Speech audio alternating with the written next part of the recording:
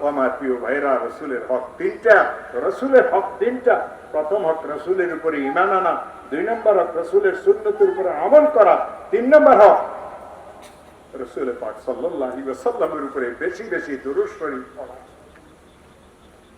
মুহাদ্দিসিনদের অনেক কথা আছে, আমার বাপজান আসিয়ে গেছে, বয়ান করার সময় নেই। দরুদ বেশি পড়বেন, অন্ধ হবেন না মৃত্যু পর্যন্ত। দরুদ বেশি পড়বেন, অপমৃত্যু হবে না। দরুদ বেশি পড়বেন, বেঈমানির মওত মরবেন না। দরুদ বেশি পড়বেন, রিজিকের কষ্ট করবেন না। দরুদ বেশি পড়বেন, জালিম সন্ত্রাসীর সামনে পড়বেন না। আমাদের বুজুর্গান এদিন অনেক দরুদ পড়তেন। আল্লাহ তাআলার হক তিনটা। শিরিকবিহীন ঈমান 1 নম্বর হক। 2 নম্বর হক মাওলাই কারীমের হুকুমগুলিকে মানা। 3 নম্বর হক মাওলাই কারীমের বেশি বেশি জিকির করা। এরপরে আল্লাহর রাসূল সাল্লাল্লাহু আলাইহি ওয়াসাল্লাম বললেন, ওয়ালি কিতাবিহি। দৌড়ার দরকার নাই, মুফতি সাহেব আসছেন আমি বুঝছি, তুই পড়লে তোর ঠ্যাং ভাঙলে নতুন বাচ্চা তোরে বাপ দেখতো না। এই মুফতি নাই, এমন জোরে মুফতি দৌড় দিচ্ছে, আল্লাহ তার দায়িত্বে আমিন বলেন। আসছেন মাওলানা আরিফ সাহেব, মুফতি সাহেব আসছেন?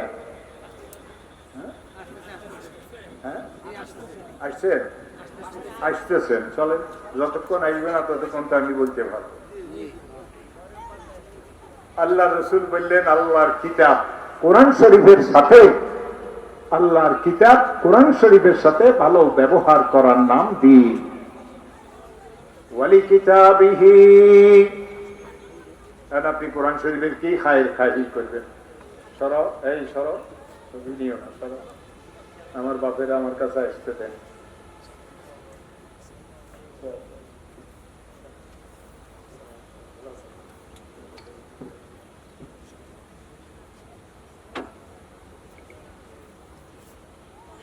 আপনারা দোয়া করবেন এই দেশের সম্পদ গুলিকে যেন আল্লাহ কুদরতের দ্বারা রহমতের চাদরের নিচে রাখেন।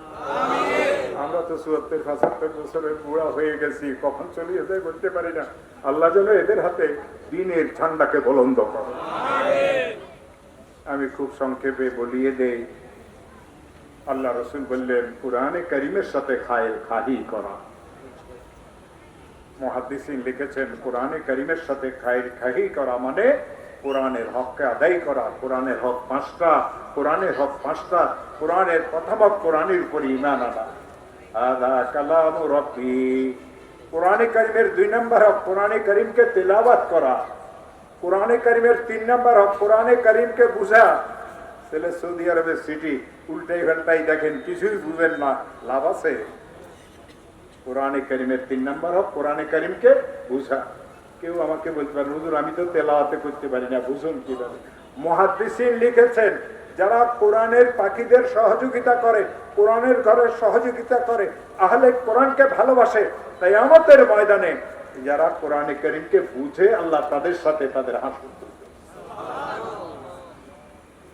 4 নম্বর কোরআনে কারীমের উপরে আমল করা। 5 নম্বর কোরআনে কারীমকে মুসলমানদের ঘরে ঘরে পৌঁছায় দেওয়া। এরপরে আল্লাহ রসুল সাল্লাল্লাহু আলাইহি ওয়াসাল্লাম বললেন, ওয়ালি রাসূলি, রসুল পাক সাল্লাল্লাহু আলাইহি ওয়াসাল্লামের সাথে খায়ের খাহি করা। আপনি রসুলের কি খায়ের খাহি করবেন? একবার দরুদ শরীফ পড়বেন, আল্লাহ 10 বার আপনার উপরে রহমত নাযিল করবেন। মুহাদ্দিসিন লিখেছেন, রসুলের সাথে খায়ের খাহি করা মানে রসুলের হককে আদায় করা। ও আমার প্রিয় ভাইরা, রসুলের হক তিনটা। রসুলের হক তিনটা। প্রথম হক রসুলের উপরে ঈমান আনা, 2 নম্বর হক রসুলের সুন্নতের উপরে আমল করা, 3 নম্বর হক রসুল পাক সাল্লাল্লাহু আলাইহি ওয়াসাল্লামের উপরে বেশি বেশি দুরূদ শরীফ পড়া।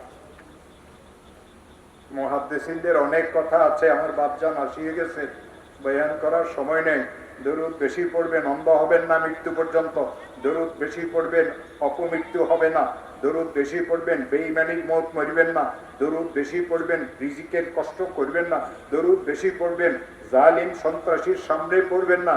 আমাদের বুজুর্গান এদিন অনেক দরুদ পড়তেন। আমার উস্তাদ হযরত মাওলানা জাকারিয়া সাহেব রহমতুল্লাহ আলাইহি, শেখ হাদিস সাহেব রহমতুল্লাহ আলাইহি, আমি দেখছি হযরত যখন একবারেই অচল হয়ে গেছিলেন, তখন হযরতের জবানে মুবারকে দরুদের গীত ছিল।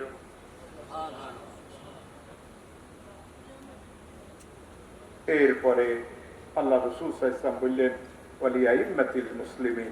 আইম্মা মানে প্রশাসনিক কর্মকর্তা, ইমামানি, উলেমাই হক্কানি রব্বানি, ইমাম খতিব মৌলানা মুফতি যারা, তারা তো আমরা তাদের কি উপকার করতে পারব?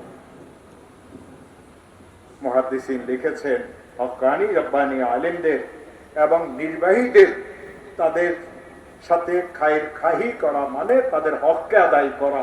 মুহাদ্দিসিন লিখেছেন তাদের হক দুইটা। কয়টা হক আলেমদের? নির্বাহীদের কয়টা হক? দুইটা।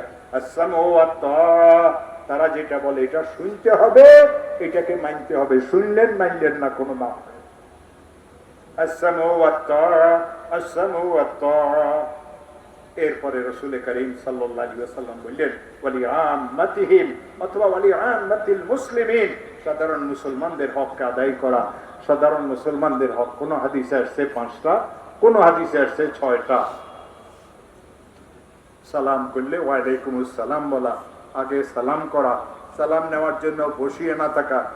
আমার প্রাণপ্রিয় ওস্তাদ যার কাছে আমি মানুষ হয়েছি, 6 বছর যার কামরাতে আমি ছিলাম, এক প্লেটে খানা খেয়েছি, হযরত মাওলানা সঈদ আহমদ পালানপুরীকে জীবনে কেউ আগে সালাম করতে পারে নাই। হযরত মাদানী নওয়ারাল্লাহু মারকাদাহুকে কেউ আগে সালাম করতে পারে নাই। আমাদের বাংলাদেশের একজন আলেম আছে, মাদারীনগর এইদিকে মাদ্রাসা আছে, মাওলানা নোমান কাসিমি, 3 মাস পর্যন্ত লুকাই লুকাই ছিল সঈদ আহমদ পালানপুরীকে সালাম করব। একদিন ডাস্টবিনের পিছনে লুকাই ছিল যে হযরত যে এই পথে যাবেন, বুখারী পড়াইতে যাবেন, তখন আমি সালাম করব। তো হযরত ছিলেন, সঈদ আহমদ পালানপুরী তো সঈদ আহমদ পালানপুরী ছিলেন। যখন হযরত কাছে এসেছেন তো হযরত দূরের থেকে বলছেন আসসালামু আলাইকুম ওয়া রাহমাতুল্লাহ। নোমান কাসিম বলে, আমি বাইরে এসে বললাম হযরত আজকে তো অনেক চেষ্টাই ছিলাম, লুকাইও ছিলাম, আপনি জানলেন কিভাবে? তো হযরত একটু মুস্কি হাসিয়ে দিয়ে বলেছিলেন আমার জীবনে রেকর্ড নাই আমাকে কেউ আগে সালাম করছে। আমরা তো আগে সালাম করি না, শ্বশুররা জামাইকে সালাম করে না, শাশুড়িরা বউকে সালাম করে না। আপনি আপনার স্ত্রী আপনাকে সালাম করে, কিন্তু আপনি আপনার স্ত্রীকে কোনোদিন সালাম করেন না। রাসূল কিন্তু উম্মুল মুমিনিনদেরকে সালাম করতেন। কি বলতেছিলেন?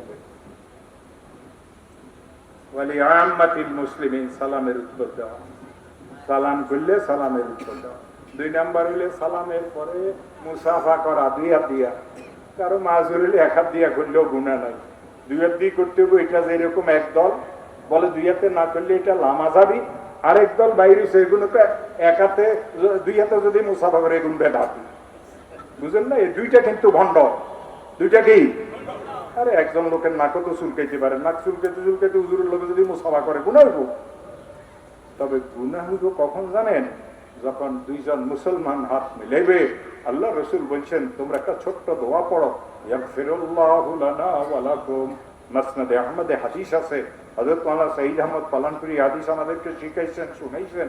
হযরত বলেন যখন 2 মুসলমান এভাবে হাত ধরে আর বলে ইয়াগফিরুল্লাহু লানা ওয়া লাকুম, আল্লাহর হুকুমে আসমান থেকে একজন ফেরেশতা নাযিল হন, আর ওই ফেরেশতা বলে আল্লাহ এই 2 ভাইকে তুমি মাফ করে দাও। আল্লাহু আকবার। আমার বাংলাদেশের আমরা হুজুরের আমরাই করি না। আমরা আপনাদের সাথে যখন আপনারা আমাদেরকে সালাম করি হাত মিলান, তো আমরা আপনাদেরকে জিজ্ঞাসা করি হুজুর কেমন আছেন? বাংলাদেশের মুসাফার দোয়া কি? হুজুর কেমন আছেন? ঠিক না? হযরত মাওলানা সঈদ আহমদ পালানপুরী যতবার বাংলাদেশে আসছেন ওনার এই 2 হাতকে 2 পকেটে দিয়ে হাঁটতেন। বড় বড় মাদ্রাসাতে গেছেন, নাম বলুন না, আবার কেউ কইব যে হুজুর আঙ্গু বিরুদ্ধে কথা কইছে। কারো বিরুদ্ধে কথা কই না, তোমার গাত পড়লে আমি কি করব? তো হযরত মুসাফা করনা है, मुसाफा करना है, ये शेखुल हदीस हैं। हज़रत बोलते हैं ये शेखुल हदीस हैं, लेकिन इसको तो मुसाफी के दुआ याद नहीं। ये तो मुझसे पूछेगा हजरत आप कैसे हैं? मैं हजरत नहीं हूँ, तमाम हजरात कब्रों में हैं। नाम सईद अहमद पालनपुरी মুসাফা দোয়া পড়লেন। রাসূল পাক সাল্লাল্লাহু আলাইহি ওয়াসাল্লাম বলেন ও মুসলমান, যখন তোমাদের কারো হাসি আসবে আলহামদুলিল্লাহ